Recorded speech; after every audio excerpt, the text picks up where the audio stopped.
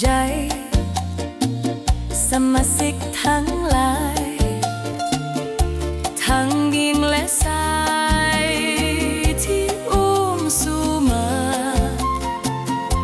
สถานที่นี้มียิ้มมีใจมีเข้ามีป่ารวมทางป่าแซ่บเผ็ดมัน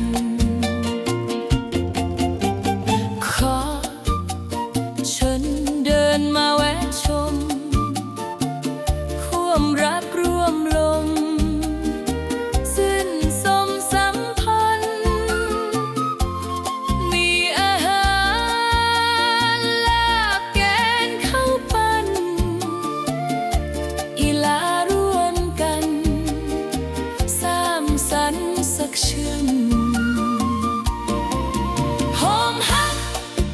ปัจจัย